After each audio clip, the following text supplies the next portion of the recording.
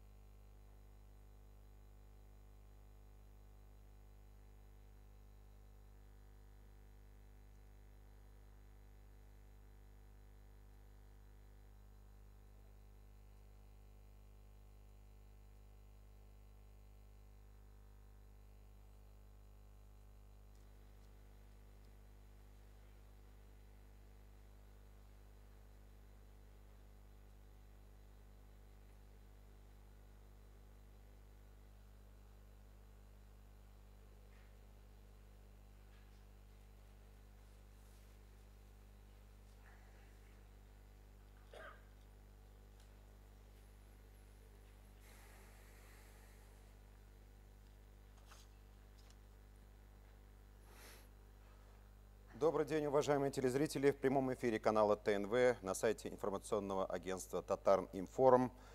Информационно-экспертный центр Общественной палаты Республики Татарстан. И только у нас самые свежие информации о ходе голосования в республике. Будьте с нами и узнаете первыми. И у нас пресс-конференция с председателем избирательной комиссии Республики Татарстан Медхат Равкатовичем Шагиахметовым. Медхат Равкатович, скажите, каковы данные на этот час? Добрый день, уважаемые коллеги, добрый день, уважаемые телезрители. Но я должен сказать о том, что голосование на всех избирательных участках в нашей республике идет в спокойной обстановке, в рабочем режиме. На многих наших избирательных участках наблюдается активность избирателей. На 12 часов явка по республике составила 38,47%. Это процент выше, чем было у нас с вами на это же время по выборам президента в 2012 году. У нас была в 2012 году явка 35,45%, и, соответственно, явка на сегодняшний день на 12 часов и превышает, соответственно, и явку, которая у нас была на думских выборах в 2016 году. Наиболее активно у нас голосует Аксубаевский район, Арский район, Атнинский район. В Балтасях мы тоже наблюдаем достаточно активное голосование наших избирателей. И Дрожжановский район у нас уже на сегодняшний день на 12 часов тоже достаточно активно голосует. И, соответственно, жители Дрожжановского района, избиратели, отдают свой голос. На данный момент я должен сказать, что на избирательных участках зарегистрировано более 5000 наблюдателей. Это представители зарегистрированных кандидатов, доверенных лиц, политических партий, общественной палаты. Эта информация постоянно меняется. Я вам уже сегодня говорил о том, что согласно тех изменений, которые у нас введены и внесены в законодательство по выборам наблюдателей, они могут непосредственно передвигаться с участка на участок, поэтому я вам буду на следующих наших встречах уже говорить о том, что если у нас будет дополнительное количество наблюдателей, сколько их у нас на сегодняшний день участвует в день голосования. Мы очень внимательно мониторим и проверяем все сообщения, которые появляются и в социальных сетях, и в средствах массовой информации. Основная масса обращений носит информационный характер, звонят непосредственно и в Центральную избирательную комиссию, и избиратели, и представители наблюдателей, и сами наблюдатели. Поэтому по всем обращениям даются аргументированные пояснения, аргументированные ответы. Кроме того, часть обращений якобы значит о каких-то фактах, о каких-то нарушениях, и после нашей проверки эти нарушения не подтверждаются, и, соответственно, они уже тоже доводятся непосредственно заявителям. Я могу сказать о том, что вот есть ряд сообщений, что на одном из участков в городе Казани не опечатана урна, нами была оперативно проведена проверка, и, соответственно, информация не подтверждается, и имеется соответствующие уже фотографии, которые подтверждают о том, что, значит, такого нарушения не было. Это просто уже анонимное сообщение, которое нам направил наблюдатель. Кроме того, есть ряд обращений в плане того, что урны не просматриваются через камеры видеонаблюдения.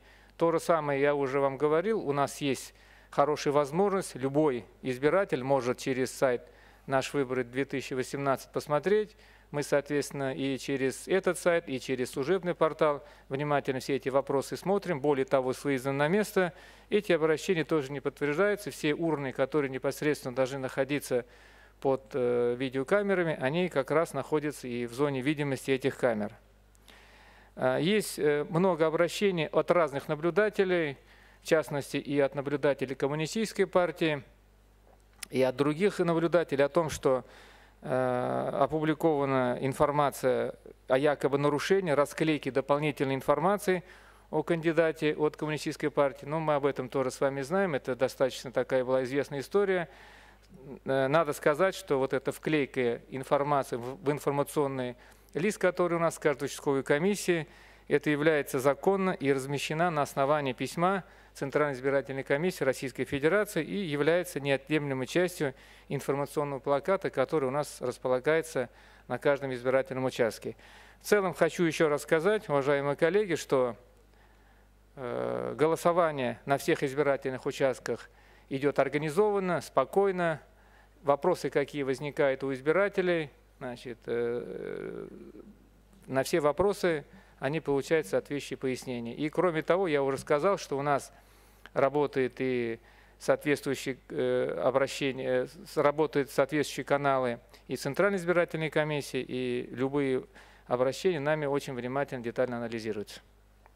Митхат Равкатович, буквально перед вами выступал заместитель министра внутренних дел по Республике Татарстан и Кельманов Рафаэль Валеевич и сказал, что на некоторых участках зарегистрированы случаи, когда представители наблюдателей распространяют листовки, призывающие бойкотировать выборы. То есть и такие вот какие-то негативные элементы все-таки присутствуют. Я бы сказал, что это не нарушение, это попытки. Значит, я благодарен вот органам внутренних дел в том, что они очень оперативно реагируют и в рамках законодательства, значит, соответствующие меры принимают. Поэтому это не нарушение, эти попытки, потому что это все уже пересекается непосредственно.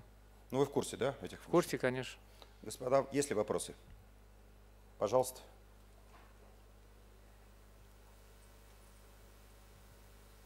Роза Белоусова, Казанские ведомости. А есть ли сейчас данные по Казани? Сколько процентов проголосовавших на 12 часов в столице? Я могу сказать о том, что Казань, так же как и другие наши районы, идут с опережением того процента, который у нас с вами было на 12 часов 4 марта 2012 года по выборам президента. Значит, у нас непосредственно в системе ГАС-выборы идет информация по каждой территориальной комиссии. В Казани у нас 7 территориальных комиссий. Я могу сказать, и по Вахитовскому району у нас идет превышение порядка на больше, чем 3% по сравнению с 2012 годом, и в Кировском районе, и в других районах города Казани. То есть у нас в целом мы наблюдаем активность избирателей по республике, в том числе и по нашей столице. Пожалуйста, микрофон.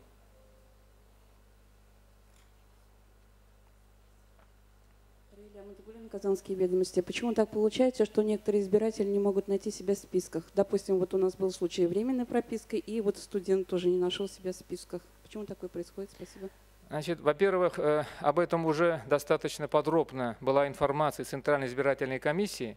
Есть так называемый реестр неучтенных заявлений, когда в силу каких-то объективных причин или это, значит, избиратель ошибочно заполнил или не указал, соответственно, адрес того избирательного участка, или, значит, другие какие-то объективные могут быть причины, которые повлияли на это. И формируется, соответственно, реестр неучтенных заявлений. Их процент незначительный, даже сказал бы мизерный, поэтому по каждому избирателю, который у нас непосредственно обращается в избирательную комиссию, каждому индивидуальный подход, и, соответственно, каждому избирателю представляется право проголосовать.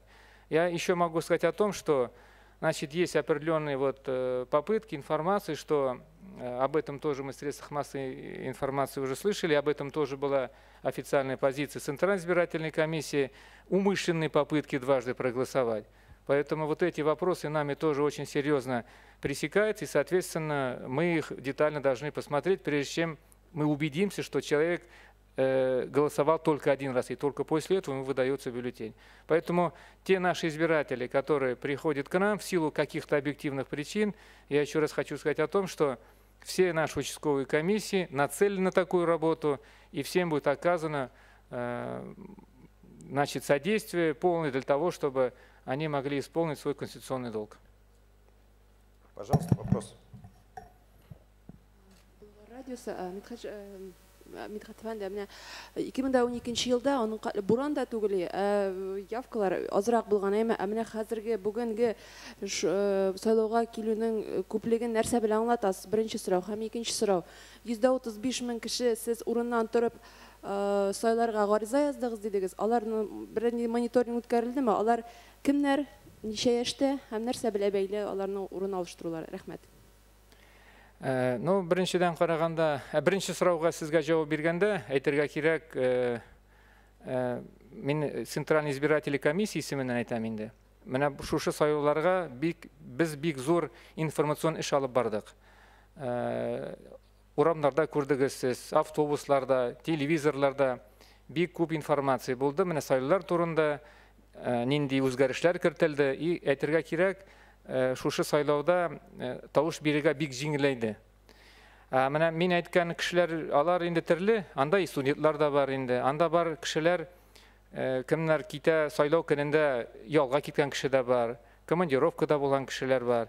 Менә шул кешеләр инде гариза язып, кая булган җиргә гаризада үз теге участогын күрсәтеп, менә шул кешеләр инде шул мөмкинлекләренә белән колландылар. Спасибо, коллеги. Есть ли еще вопросы? Есть вопросы? Не вижу. Пожалуйста. Я понял, в чем дело, у вас оператор закрывает. Здравствуйте, Бизнес онлайн, Голобурдова Наталья. Скажите, пожалуйста, нет ли таких нарушений, когда люди приходят на избирательные участки и пишут на месте заявление о голосовании по месту пребывания и голосуют сразу же в этот же день? Ну, я могу сказать о том, что вот как раз это, наверное, созвучно с моим предыдущим ответом. Для тех наших избирателей, которые приходят к нам непосредственно на избирательный участок, если они не воспользовались правом подачи заявления по голосованию по месту фактического нахождения, или в силу каких-то определенных объективных причин их не оказалось в списке избирателей, мы каждому избирателю применяем индивидуальный подход. И, соответственно, после проверки, если человек не проголосовал еще где-то в другом регионе или на другом избирательном участке, обязательно такое право даем. Значит, это как бы уже в целом установка по всей стране, и, соответственно, вот по этому поводу были разъяснения Центральной избирательной комиссии нашей страны. Пожалуйста. Андрей Шульга, телеканал Татарстан-24. Михаил Рафкатович, опять-таки информация вот из соцсетей пишут, что вот участки 148 и 328 оба в Казани якобы вброс бюллетеней. То есть вот официальную информацию хотелось бы. Ну, я не могу сейчас сразу вам сказать про эти участки, но вот я могу, допустим, такую же аналогичную вам привести информацию или привести пример.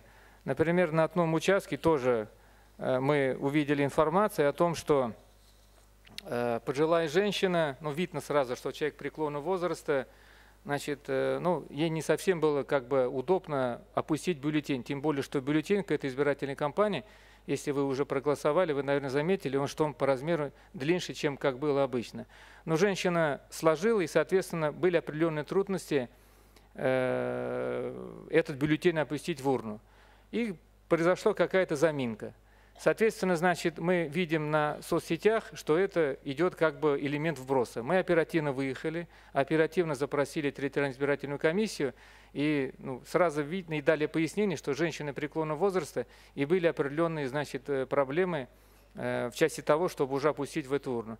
То есть вот такие факты они есть. Я еще раз говорю, вот из того, что я видел, они не подтверждаются после нашей оперативной проверки. А то, что вот информация, которая есть, я уже говорил, что ни одно сообщение, ни одна информация без нашего оперативного и детального изучения, конечно же, не обойдется. Я тогда разберусь вот по этим вопросам и на следующем нашем уже пресс-подходе обязательно об этом вас проинформирую. Пожалуйста.